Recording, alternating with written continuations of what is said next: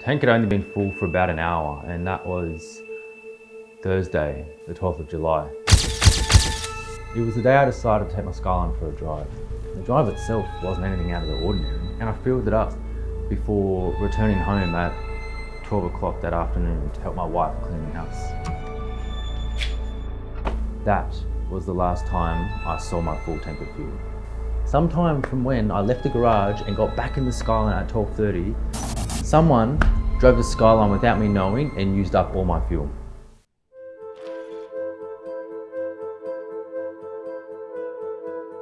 There were only 3 other people in the house at that time. It was my uncle Darren, my older sister Jess, and my wife Layla. Why would I want to drive that heap of shit? Yuck, it's too old and bumpy. I have higher standards. I want a Ford Ranger. I want him to sell the damn thing. I didn't know what to do until one of my followers actually reached out to me on Instagram. My name is Gerald Skidunski. I am a retired senior constable and currently a private detective.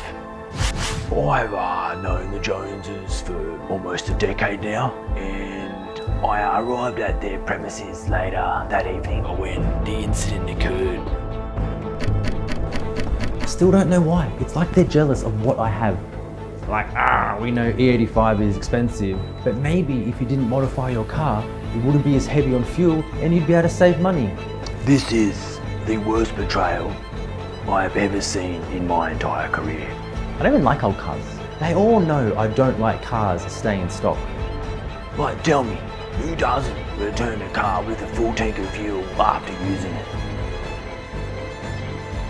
Got a Toyota, mate. So I don't want to drive a bloody Nissan for.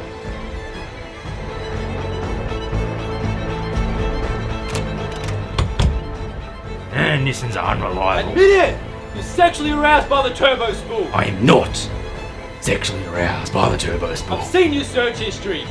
He's Darren. Oh, wait, stop! I will find out who it was. They all know that turbo cars are better. The whole thing's bloody rubbish, mate. Now, despite the kind of betrayal and how it may seem, a betrayal is a betrayal and the perpetrator will be found out.